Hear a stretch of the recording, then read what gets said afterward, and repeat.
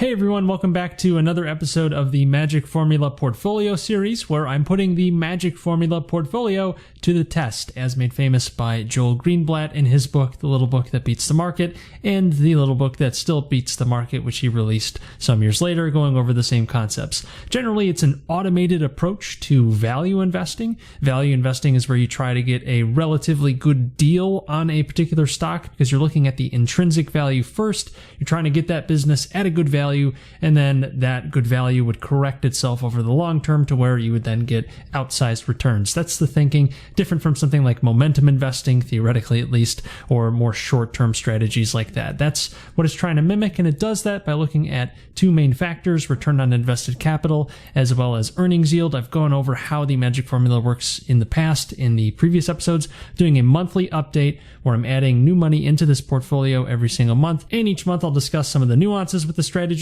what makes sense, what doesn't necessarily make sense, how to potentially adjust the strategy, and all that great stuff. So if you're interested in that sort of content, be sure to subscribe, since again, I will put out a new one of those episodes every single month. And I got lots of other stuff here on the channel if you're interested in investing in personal finance, so definitely have a look around. And I did mention adjusting the portfolio, which is what I'm going to talk about in this episode. I actually had Brad Kaellner on to talk about the Magic Formula portfolio. He's done some content over on his channel. His great channel, by the way, if you haven't checked it out. He does a lot of stuff on value investing, what great value investors are doing, what great stock investors are doing. So definitely check that out as well. I'll leave a link to his channel in the description, but stay tuned for our conversation. Before we get into that, I want to go over some updates with the portfolio and what actually changed from last month. Now, I always have a tracker spreadsheet, which I'll show you right here, that shows the current Magic Formula up to date, updated every month at least, and it will show you what I'm running with at the current moment. This is always in the description below. It outlines the different industries of all of these holdings when I added them, and then you can see the months down here, what changes I made each month. I highlight them appropriately, and of course there's a few holdings because I'm using M1 Finance that aren't necessarily available. Sometimes I believe they're over-the-counter stocks, so I try to avoid those since not only would those trigger fees, but M1 Finance doesn't actually offer them, and that's the platform I'm trying to use for this particular strategy. And I am trying to keep this pretty passive. I don't want to adjust things too much, at least not to start. I want to see what this strategy does on its own, more or less, to see what results it can get over a year, potentially 2 years, and we'll see what's going on there, and maybe I'll reevaluate from there. I actually have some ideas on what I might do in the near future. I'll get into those in a second. But again, that spreadsheet is down in the description below if you want to check out all the specifics from month to month, what changes were made, and how much money was added to any position or removed from a particular position. And that's based off of what the Magic Formula Investing Screener site, which is a free site, you got to create an account for it, but it is free to use. It's based on what changes here. You can filter it by market cap, and it'll give you the 50 or 30 best stocks based on the Magic Formula criteria. That is return on invested capital and earnings yield. So it takes the combined rankings of those two categories and gives you the highest 50. It doesn't actually show you the order, it just does it alphabetically. It would be nice if it did the order, since theoretically you'd want only the top 5 or 10 if you wanted to concentrate this a bit more, but they don't actually give you that granular of data, so you kind of treat it more like a total index fund in this case. I do the top 50 holdings. And to that, I mentioned I was considering making adjustments in the future, not quite yet, but one of those adjustments would probably be narrowing this down to 30 holdings, not only because it would be slightly less to manage, theoretically, it also seems like you'd be wanting to concentrate your bets towards the top 30. The book talks a bit about this, that using 50 rather than 30 holdings might have actually detracted from performance because you're taking 20 worse stocks, theoretically, based on the actual criteria. So that would make sense that it would detract from returns. We'll see if that actually is the case. I can't really test it either way since I haven't been tracking what the 30 stocks are versus the 50 stocks. Maybe I should start doing that, but I think I might actually consolidate down to 30 in the not so distant future. I'll keep you posted on that. I'm not doing it yet. But here are all the changes from this month. The ones that are in green are ones that were added to the portfolio this month but weren't on it last month, whereas the ones in red are the ones that have been removed this month when they were on it last month. So we can highlight it here. We have ABM Industries, that was added. They're an energy company is probably the best way to categorize them, though they kind of had a few different products and sub companies. It seemed like when I was doing my very, very surface level research just to see what these companies were, I removed Alpha Protec. I shouldn't say I removed. The Magic Formula Screener removed Alpha Protec, which is a manufacturing company, added Best Buy, added H&R Block, added Blueprint Medicines, removed BioDelivery Sciences, and those are actually two pharmaceutical companies. One thing that you'll notice with the Magic Formula portfolio is that it often has a lot of pharma companies. And I think that is because they have a lot of short-term catalysts for their return on invested capital number. If they have a drug release or some product that comes out, so in the short term, it looks like the company is doing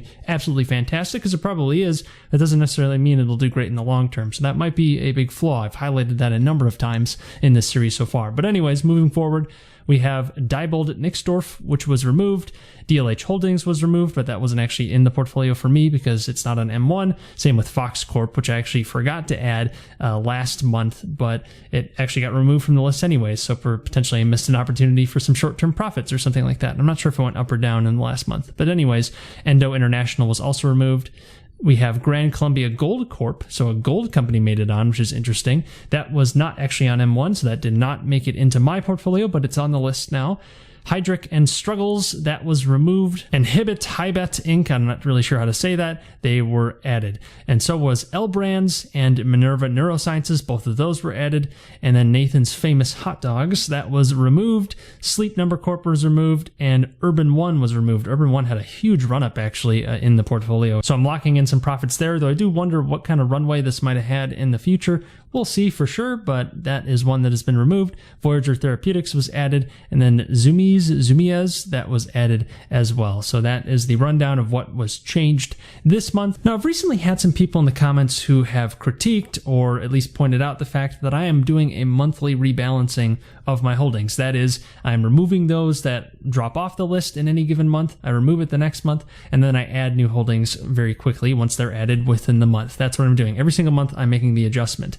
But the book doesn't actually advocate for that directly. Instead, what the book says is that you should buy the holdings on the Magic Formula list at any given time. You slowly buy into them, maybe 5 at a time for a few months. So say for 10 months, you buy 3 stocks every month, and then you get up to 30 by the end of the 10 months or something like that. That's kind of what it advocates for. And then you hold each of those holdings for a year. Whereas what I'm doing is I'm actually rebalancing them every single month. So if one falls off the list, it's off. And if one gains onto the list, then that is being added to the portfolio as well. So there's actually quite a bit of churn. I've been a little bit surprised at how much churn there actually is, though I guess there is a lot of movement in the short term in the stock market, so it makes sense that you'd see movements in these stock rankings, because earnings yield would be that big thing that shifts very quickly, whereas return on invested capital is one that would change every quarter more directly. It obviously depends on earnings as well, so that could change very dramatically in a quarter too, but the volatility would affect earnings yield directly, since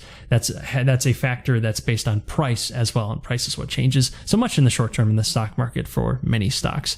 But I'm churning through a lot of holdings, and some people think that that is inappropriate given what the book actually calls for. However, I'm going to push back there because I'm doing this in an IRA. An IRA is an individual retirement account, and for those of you who are less familiar with those types of accounts, maybe even for my international audience who might not be familiar with US tax-advantaged accounts, but it's a tax-advantaged account, and its whole purpose is that you get one of 2 tax advantages depending on the type of IRA you use. This is a traditional IRA, which means that when I put money in, I get a tax deduction, but then anything that goes on in the portfolio isn't taxed until I actually remove it from the portfolio, and then it's taxed as regular income because I got that deduction at the start, which means that I don't have to worry about short-term taxes. And that was the big consideration in the Magic Formula book, in the little book that beats the market. It talked a lot about capital gains taxes and long-term capital gains taxes, which trigger after 1 year of holding. So holding for 1 year definitely makes sense in that case. If you're selling at a short-term gain, that often means that you're actually paying a higher tax than you would if you just held for a year, if you have a higher income tax, a higher marginal income tax rate. So that was a major consideration, and that's what Greenblatt in the book was trying to avoid. So it made sense to hold it for a year because of that. However, I don't have that limitation with an IRA.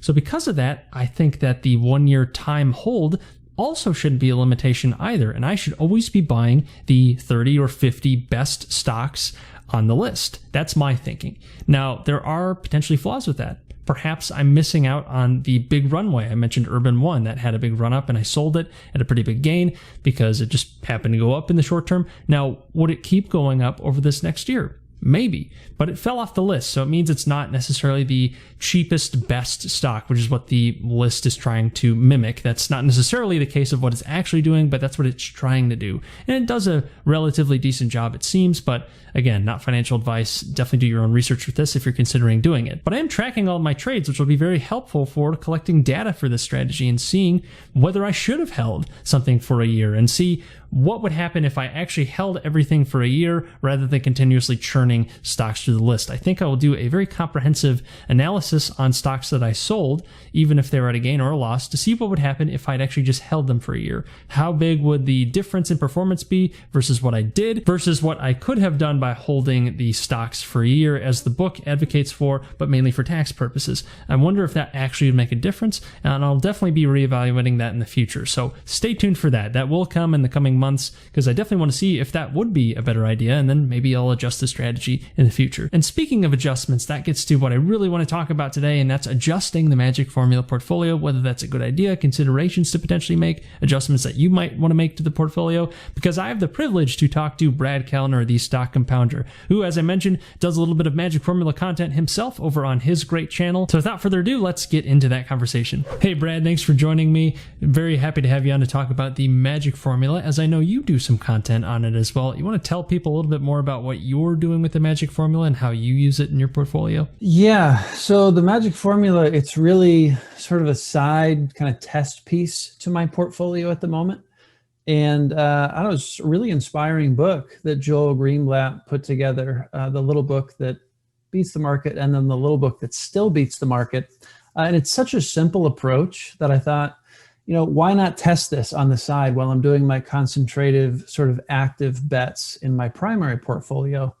But what I did was I made a few tweaks to the Magic Formula as it was laid out in the book. Because, there's a lot of people who are aware of the Magic Formula. I know a number of hedge funds look at the screener to try to poach, hot ideas. And so my sense was, all right, I probably need to tweak this thing a little bit just to get the outperformance that it's claiming. And so that's sort of how I went about it. What percentage of your portfolio is it? I definitely take a similar sort of approach where it's kind of a side experiment thing, collecting some data, see what's up, and definitely a great source of inspiration as well. One of my major holdings, Turtle Beach, came off the screener some months ago. So definitely a good source of inspiration, if for nothing else. But so what portion of your portfolio is it? And then we can definitely get into the adjustments you make to it as well. Yeah, I'd say it's about a 10% subset of my total investment portfolio. Significant, no doubt. So adjustments, there are lots of things you could do to this strategy, since it's so simple. It's just looking at two factors as a base: return on invested capital and earnings yield. Do you somehow discount one to the benefit of the other, or do you add in new factors? What's the kind of approach there? Yeah, so I overlay some completely different factors on top of the Magic Formula. So the way I go through it, I have I think 4 different filters that I use. The first one, I look to see, so every 3 months, right, I buy 5 new positions in the Magic Formula. And so I make a list of the 50 that are in 50 million market cap or higher, so the top 50. And I go through and I look up each one in Data Roma to see, do other super investors own this company? So that's one filter. And then the other initial filter, I sort of have it so that it has to meet one of these 2 criteria in order to move on. The other criteria is there a recent write-up in Value Investors Club? So that combined is sort of the initial filter. What's Value Investors Club for those who might not be as familiar? Value Investors Club, it's a perfect marriage for the Magic Formula, because Joel Greenblatt, the founder, creator, I would say, of the Magic Formula, started this club where you could submit investment ideas, and there's a panel, and if the thesis is good enough, it gets accepted into the club, and then other members can see it. Now, if you're a member, you can see it right away. If you're the general public, there's like a 1.5-month delay that you have to wait in order to see the ideas come through. So it's a really clever way to design that, I think, as well.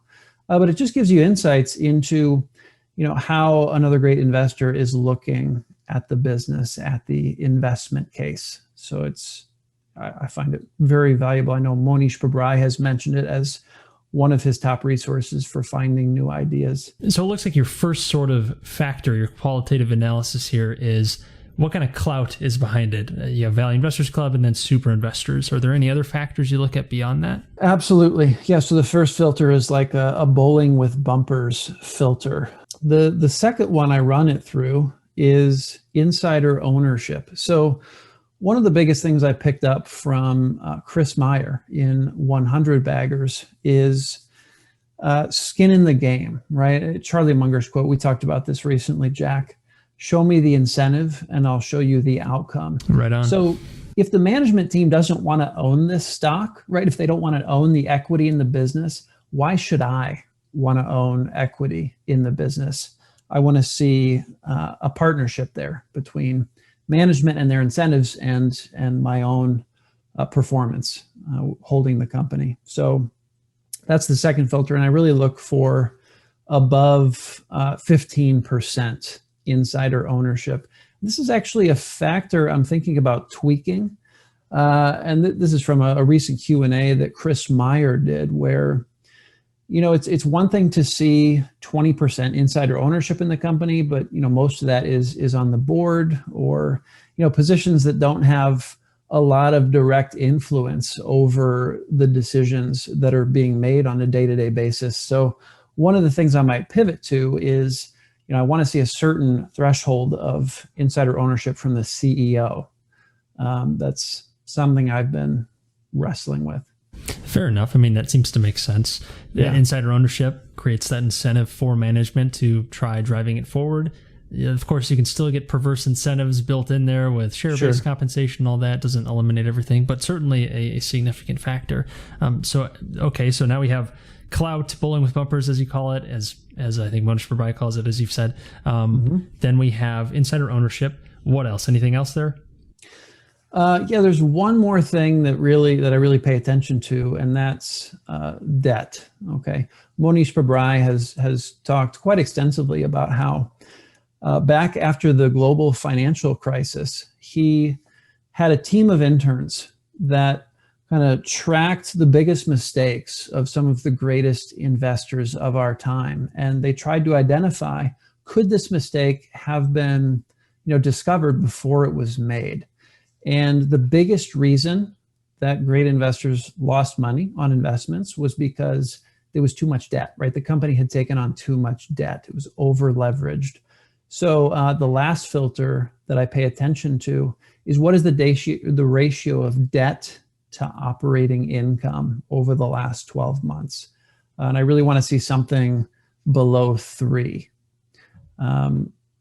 Which means, in 3 years, you could pay off all the debt from the operating income. That's the idea there. So we got debt, clout, and insider ownership. That's kind of the big classes there. Yeah, the one other thing I've also been wrestling with a little bit is having like a maximum market cap threshold where I won't go above a certain market cap, or put in a maybe more understandable way, I'm looking for small businesses, right? Maybe under $1 billion market cap or something like that. Because those tend to be, areas of the market that less institutional money is digging into. There could be more inefficiencies there. So that's kind of the idea behind that. And is that really looking more for those kind of rocket ship opportunities as opposed to maybe more aircraft carrier type companies that maybe don't have as much downside but also don't have as much upside either? Is that kind of the thinking there? Yeah, there is some overlap there. For example, in the book 100 Baggers by Chris Meyer, he saw that the median market cap for these 100 baggers that were identified in his study was around 500 million. Okay, so maybe under $1 billion. And Tom actually pointed this out. We both kind of do punch card investing with investing with Tom. He Great pointed show. out, well, yeah, awesome show. A 500 million market cap business 30 or 40 years ago is equivalent to like $1 billion market cap today, just because of the impact of inflation over time. So, that might need to be tweaked a little bit. I haven't settled on a market cap filter, but it's something I'm tossing around. Now, what about for hold time? Do you adjust that in any way? The book calls for 1 year, mainly for tax reasons. I actually talk about it in this episode before we actually got into this conversation, where I actually am cycling through adjustments as they come on each month. So if it means I'm selling a stock within a month off the screener, then I'll do it. If it means I'm selling it before a year, essentially, I'll do it because it's in a tax advantaged account. So theoretically, taxes wouldn't be an issue. However, I definitely want to get your thoughts on that. Even if you were doing it in a tax advantaged account, I don't know if you are or not. Is that a consideration at all? Would you sell stocks if they fell off the list after some period of time, or are you really trying to stick with the 1 year approach or something else? Yeah, I am not sticking with the 1 year approach. There's a report Joel Greenblatt put out shortly after he released the magic formula. And what he did was, there were a group of people who managed their own accounts, magic formula accounts. And there was another group where he said, hey, we're going to have a team to just automate this process for you if you want that. And what he found out was the automated group quite a bit outperformed the group where people were just doing it manually. There was an exception there. The people who were doing it manually, one of these data points bought the initial batch and then didn't do anything for 2 years. It was a 2-year study. And so they didn't sell after a year and do all of that. And that was actually the best performing account, was the one that they just let it ride for 2 years. So obviously, it's one data point. But, it makes sense to me intuitively somehow, we'll see if it pans out, to extend that hold period. So as of now, I'm planning on holding each batch for 2 years. But I may just keep it going. We'll have to see what happens. But my thought now is after 2 years, I'm going to kind of reassess what's in the portfolio and decide, all right, is this business getting better, or is it time to move on to a new magic formula stock? And that makes sense too, in that you wouldn't miss those 100 baggers, for example, that might fall off the top 50 or top 30 list because you're not cutting off the runway too early, potentially. And that one outsized return, even if it means you're getting a lot more losers elsewhere, that could still pull the rest of the portfolio. I'm kind of wrestling with that if I'm trying to do that adjustment in the future with the way I'm doing it with the monthly rebalancing sort of approach, where I'm not really rebalancing, but I'm taking stuff off as it falls off the list and then adding to any underweight positions from there. So I don't know if I'm going to adjust it because I definitely see the merits to that. And the data certainly seems to be on your side with holding it for longer as well. But it'll be interesting to see as we kind of both collect more data with this strategy. I do want to keep it automated though, since some of the appeal of the magic formula is kind of the passivity, in that you don't really have to do too much active management. That's the idea. It's called the little book that beats the market, magic formula. Like you don't have to do a ton, So that's kind of the appeal. So and that was a big draw for me, quite frankly, is the idea of removing decisions from the process as much as possible, because we have so many biases, a lot that we don't even recognize in ourselves, and I think it's a huge hurdle to outperforming the market. And so something like this, where a lot of that is already built in, the kind of anti-bias behavior, as long as we can stick to it, right? I think there's a lot of merit to going with an approach like that. Now, are there any other factors that you'd consider adding to your analysis, or maybe you've already considered them, maybe you've thrown them out and decided not to do that? Any major things you could potentially think of? Yeah, one thing I was noodling with is return on invested capital. So obviously the magic formula has that built in, but it's only over a 1-year period. I was thinking about incorporating like a 10-year return on invested capital metric to try to, tease out from the list of magic formula stocks, which ones actually have like a durable moat, not just kind of a 1-year, pump moat indicator that was popping up. Yeah.